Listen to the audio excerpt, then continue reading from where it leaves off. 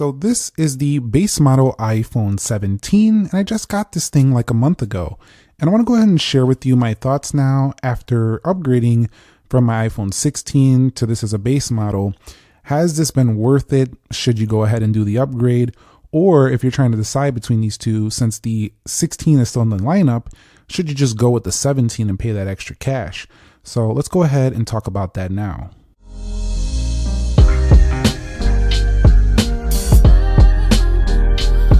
So what is up, guys? Nick here, helping you to master your technology. And the iPhone 17 has been getting quite a bit of praise for being just such a great value base model iPhone. But if you had bought an iPhone 16 last year, you might feel like, man, I should have waited. Or you might even feel like, I'm good. You know, it's close enough. They look about the same.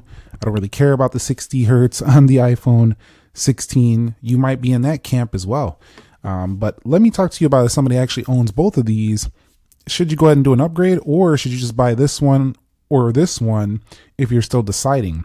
This has come down in price, but they did drop some of the higher storage tiers, so you're going to be stuck with a cheaper option. Price and value is the first thing I want to discuss here. The iPhone 17 going to come in at $100 more, and I think it's worth every penny. Reason being, it does have thinner bezels, which make this phone look a bit premium, more premium from the front over the iPhone 16, although it does bring it up to about a 6.3 inch, so it is slightly harder to reach edge to edge. If you like a super one-handed phone, this one is still comfortable, but not quite as comfortable as the 6.1 here. It does weigh a bit more, 177 grams when it comes to that, and this is 170 grams, but for just $100 more, bigger, longer battery, 120 hertz display. It does have, bigger display size as well, dual 48 megapixel cameras now, better center stage front facing camera. It's clear as day. For $100 more, I think it's worth every penny if you haven't already bought one to go with this one in terms of a value proposition. But if you're still not convinced, in terms of like a value proposition, let's talk about some other areas. I want to go on to talk about the build and the design of these two phones here. Now you can see if you actually look at these straight from the back, that ultramarine definitely stands out here, contrasting that green color. But I definitely like both of these in terms of the looks. They're both basically the same, with the 17 just being slightly taller, slightly heavier, and slightly thicker as well. So it's just a little bit thicker, a little bit taller. It's very, very small. Like, it's so small, the average person probably wouldn't even see it. But definitely, this design is clean on both of them. You do have these straight down vertical cameras, just great base models. A lot of people are calling the 17 though the peak iPhone. But in terms of the build and design, I have to say I do like the 16's size a little bit more. It is a little bit smaller and lighter, but at the same time, I just can't get over the ProMotion. It's definitely making this base model, to me, a more fun to use phone than the 16. Although for those people who haven't been wanting bigger phones, I almost dropped that phone really bad right now. The 16 can still be great. At the end of the day, they both feel like essentially the same thing, but do keep in mind that the 17 does have a stronger front glass. It's Ceramic Shield 2, so it's even better at resisting scratches and overall damage. It's just better than the iPhone 16. But body and build, very, very close. So if you're just trying to save money, 16 is fine. But if you do want just a little bit more over this, that $100 difference I would lead you towards the iPhone 17. This base model feels nearly like a pro phone at this point. Now, when we talk about the display perspective, if we go over here to App Store, this is a light screen. You can see the bezel difference is pretty apparent. Let me get up close here so you can see that difference. Look around the edges. It's totally more noticeable on the iPhone 16. I know this is ridiculous. This is so small, but at the same time, it's kind of not, because again, this goes to 6.3 inches on the left now. So even at the entry price point, not only are you getting more storage, but you're also getting a bigger screen. And when it comes to screens, some people say the biggest phone is too big, but when you can squeeze more screen into a phone that feels virtually the same, it doesn't really, on the end user perspective, mess up their daily usage. So what I mean by that is that it tends to still feel like a lightweight, easy to use phone, but because they thinned out the bezels, you get more space. So it seems like better value. So to me, it's clear as day. Just a size increase makes this worthy over the 16, but also the 3000 nits of brightness outdoors. This cranks up higher than the iPhone 16, rendering it even higher than some of the prior Pro models. Super bright outdoors. This is like a Pro level display on a base model phone now. With the 120 hertz, we're no longer going to see the slower refresh rate of 60 hertz on the older base models, which I've been wanting for years. It's finally here. And I'm very happy to report that while the 16 runs fine, it's night and day. So from a display area, when we're talking about that feature, month later, I got to give it to the 17. It's just walking all over the 16 just because of that refresh change. Now in the area of software, both of them do have iOS 26. So we do have essentially the same customization options. We can go clear icons now for both of them. You can also change to lighter tint modes. We also do have nice control center changes as well. A little bouncing effect, a little bit different looking, a little cleaner. Also, you can call the liquid glass design definitely a little bit more modern. It's going to take some getting used to. Just the elements and everything just looks quite a bit different here.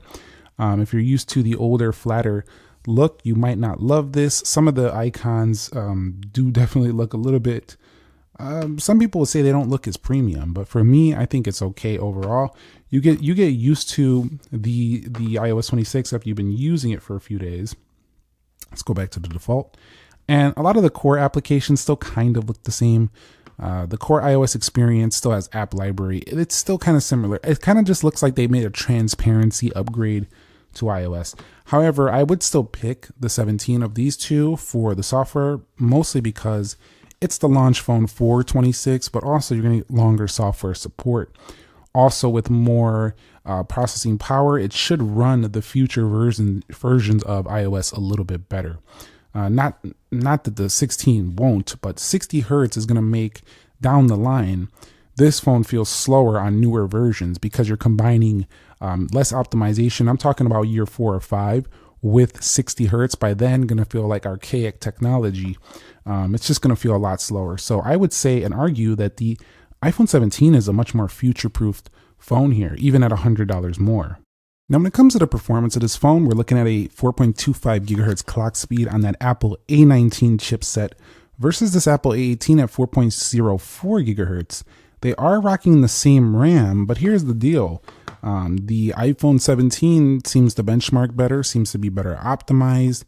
And so I'm pretty happy with the overall scores here. While they're not substantially different overall, they're definitely a little bit of a boost here, especially on that multi-core. And if you want a better gaming phone, a smoother operations day-to-day, the 17 is definitely a worthy competitor.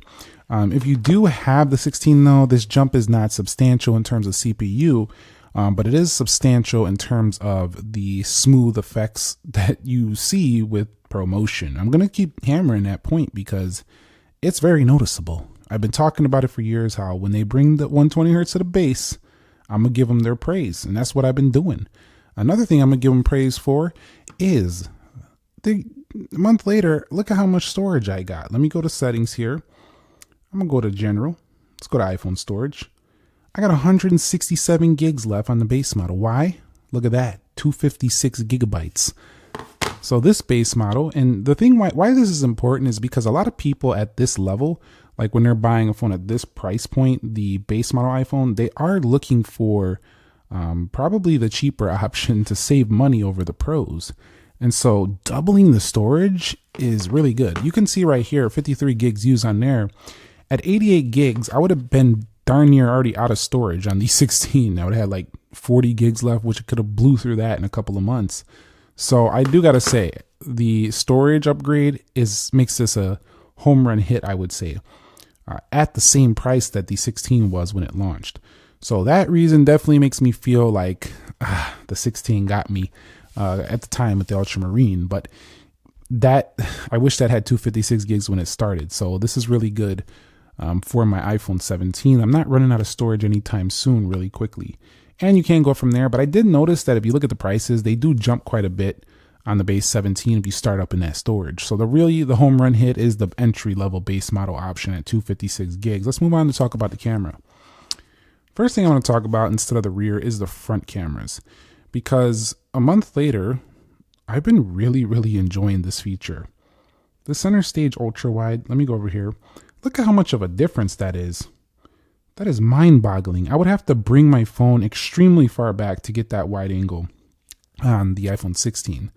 That is crucial for group photos. It is huge, a huge change that is not something that should be overlooked.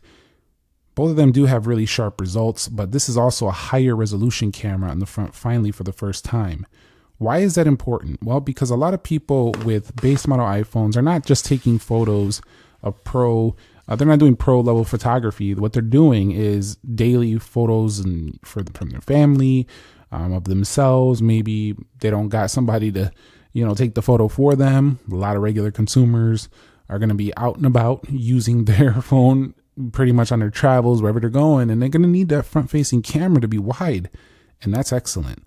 Let's go ahead and zoom in though. Both of these can zoom at the same level, but that ultra wide is now 48 megapixels as well as that 2x.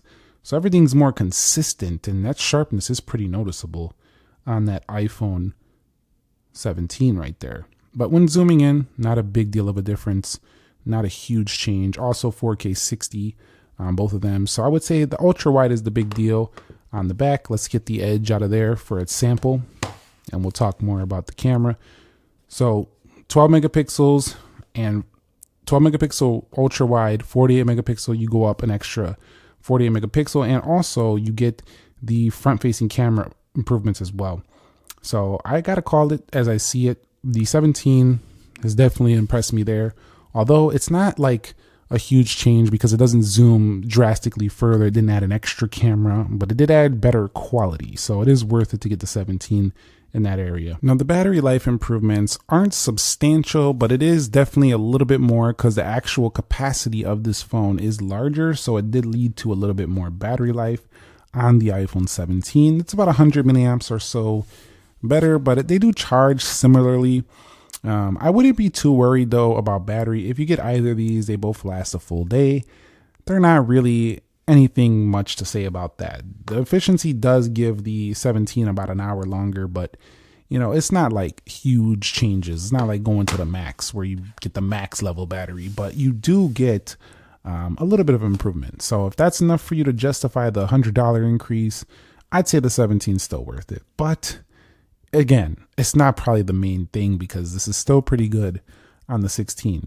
Now when it comes to audio performance, also not a main change as well. I do find both of these to sound pretty decent. They both do have dual speakers. Unlike the Air not having dual speakers, these do pretty well. And I didn't measure too much difference on their actual sound levels. So speakerphone calls, music, all that jazz, it's going to sound really good on both of these. So when it comes to their special features, both of them do house the camera control, which are color coded to match the body of the phone. So you can see on the green option, you do get that same color. On the Ultramarine 16, it's the same. You can see those power buttons in the same location. But if we look at their action button, that's also a special feature both of them have. They also do support the same messaging via satellite. In addition to that, they also support Face ID and also emergency SOS features. Built within the Apple ecosystem, you can still connect Apple Watches to both of them. They play nicely with the AirPods, MacBooks as well. So kind of like all the ecosystem stuff, the special features are kind of the same. There's nothing like what I'm trying to say is there's nothing that the 17 does. It's like way more special than the 16 besides being smoother. But other than that, they both do a pretty good job here. Lastly, I will say though that the iPhone 17 did, hold on, I gotta unlock this phone now. The iPhone 17 did give me a better phone call experience, mostly in the way of having a little bit better reception strength. I've been finding a little bit faster network performance as well. It does have faster connections via Bluetooth.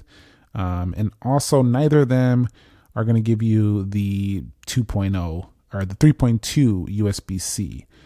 They're both kind of like the same there.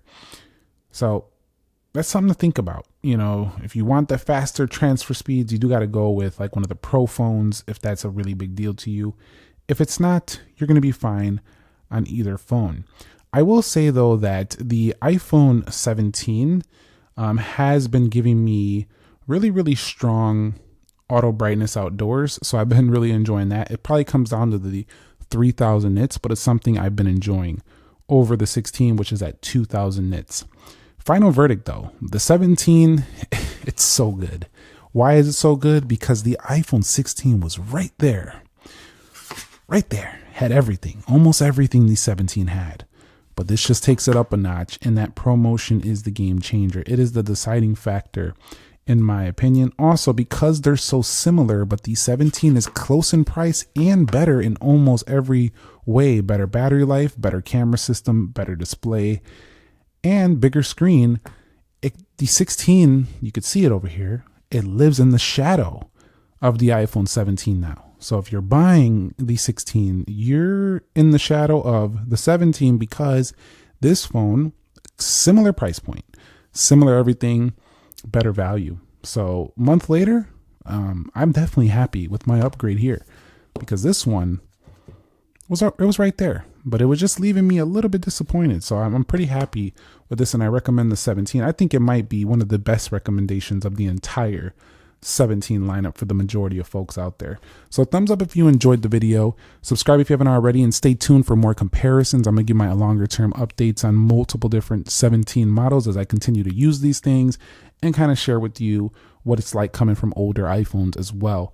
Also stay tuned for upcoming content on OnePlus devices as well as other Android competitors to see how they fare against some of these 17 models. I'll catch you all in those videos as well. So have a great day. Nick here. Be sure to be well, and peace.